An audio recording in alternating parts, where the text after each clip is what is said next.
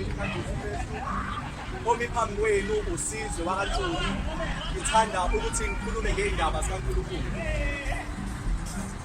Okokuqala ngifisa ukuqaqisa ukuthi kungani abantu beshumayela obala boNkulunkulu. Lokhu esikwenzayo kubizwa ngokuthiwa i-open air. I-open air lapho khona abantu abaqhamuka ey'ndaweni ey'ningi bethola ukuzwa into umuntu ayishoyo, odlulayo uyezwa, nohleli phansi uyezwa, nolalele uyezwa. Yingakho kuthiwa i-open air. Ngamanye amazwi yilapho khona izwi lenkosi lisabalala ngesivinini. Nanto-ke ivangeli uJesu adinga ukuthi abantu bashumayele. Lithi izwi ngokuba uNkulunkulu wathanda izwi kangaka waze wanikela ngendodana yakhe ezelwe yodwa ukuba ilona lowo okholwa yangabhubhi kodwa abe nokuphila okuphakade. Ngamanye amazwi uJesu wezela abantu ukuthi uma ebanikeza ivangeli, ngalelo vangeli lakhe noma umuntu obona yena mvuse ngomuhla wokuphela. Ukuphila okuphakade yilokhu ukuthi umuntu uma ekholwa uJesu akwazi ukuthi avuke ngomuhla wokuphela.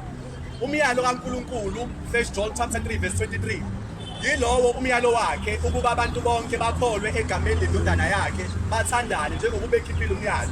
Ngamanye amazwi uNkulunkulu umyalo wakhe ukuthi abantu bonke abakholwa uJesu bayeke ukukholelwa kwezinye izinto nakwamanye amagama kodwa egameni likaJesu, ngoba insindiso ayikho ngegama lomunye umuntu, futhi umoya kaJesu uwona okwazi ukusindisa abantu kodwa inyama yomuntu ayisizi lutho. Isho njalo incwadi kuJohane 6:63, umoya osizayo inyama ayisizi lutho.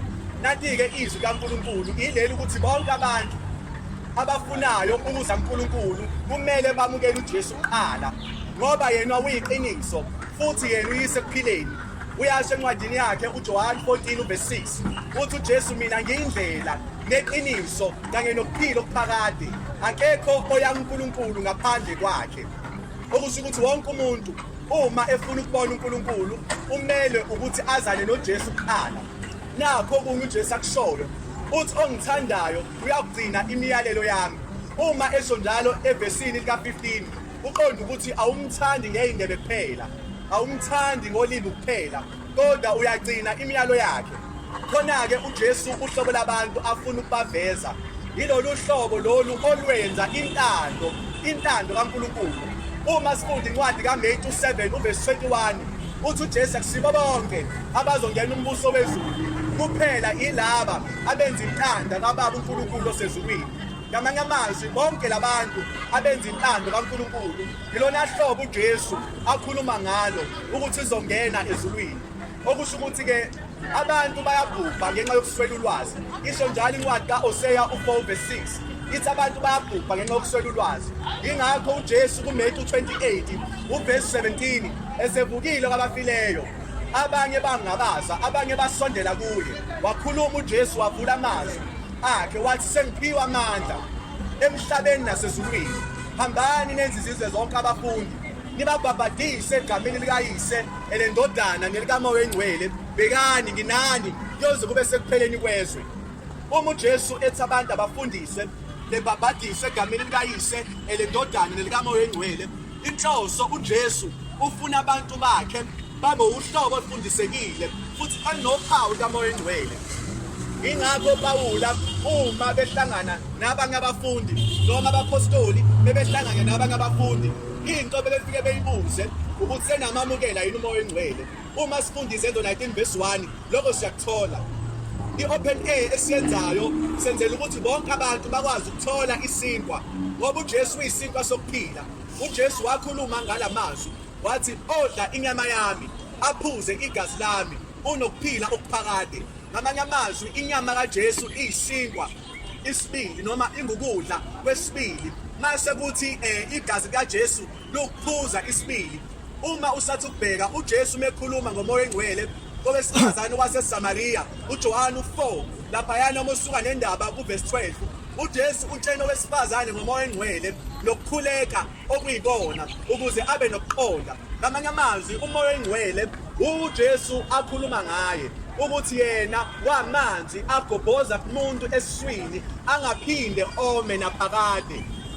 kwakulontshiwe-ke encwadini ka-Amose u-8 verse 11 uthi u-Amose u-8 verse 11 iy'nsizwa ney'ntombi ezinhle ziyakudangala ukoma. Ngamanye amazwi iy'ntombi ezinhle ngenxa yokulamba neyokoma ziyawuzulazula zisukela empumalanga ziye entshonalanga zisukela olwandle ziyolwandle zingebe lambela isinkwa nokuphuza amanzi kodwa ukuzwa amazwi kaNkulunkulu.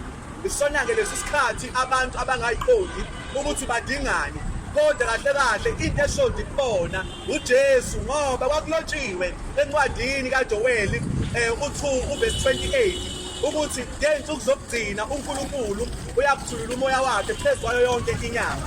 Abanye bayophupha amaphupho, abanye bebona imibono, abanye baprofethe. Ngamanye amazwi njengoba lisho-ke nezwi kwisambulo u-2 usambulo u-3 verse 20 lithi ngiyangqongqoza emnyango, uma umuntu ezwa izwi lami avula umnyango ngiyawungena ngidle naye adle nami. Ngamanye amazwi uNkulunkulu uyaveza ukuthi umuntu ovula inhliziyo uyaba nenhlanganelo naye, okusho ukuthi-ke njengoba izwi likhuluma laphayana ku-verse 15 kuya-16 ukuthi uNkulunkulu ufuna uhlobo labantu olushisayo noma olubandayo kodwa akamfuni umuntu ophakathi nendawo. Uthi lowo osivivi ngiyakumphalaza. Ngamanye amazwi uNkulunkulu ufuna umuntu aqondakale ukuthi uhlobo njani.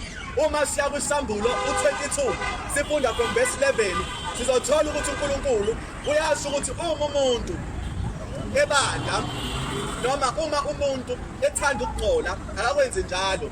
Uma umuntu ethanda ukuyingcwelisa akayingcwelise njalo. Uma umuntu ethanda ukungalungi akakwenze njalo. Uma umuntu ethanda ukungalungi akakwenze njalo. Kodwa uthi yena uyeza nomvuzo wabo bonke.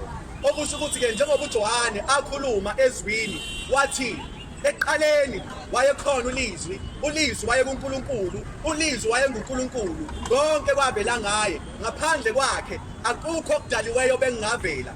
Ukuphila kwakhe kwakungukukhanya, ukukhanya okuzokhanyisa umhlaba wonke. Uma uqhubeka nencwadi ithi kodwa ubumnyama ababamukelanga ukukhanya ngoba imisebenzi yabo yayimibi, besaba ukuthi izodalulwa. Kodwa wonke umuntu oza kuNkulunkulu uyavuma ukuthi kubonakale ukuthi imisebenzi yakhe yonke yenziwe kuNkulunkulu. Ngamanye amazwi bonke abantu abamvumayo uJesu ukuthi uyinkosi nomsindisi lobo balibekile uphawu lokuthi uNkulunkulu uqinisile.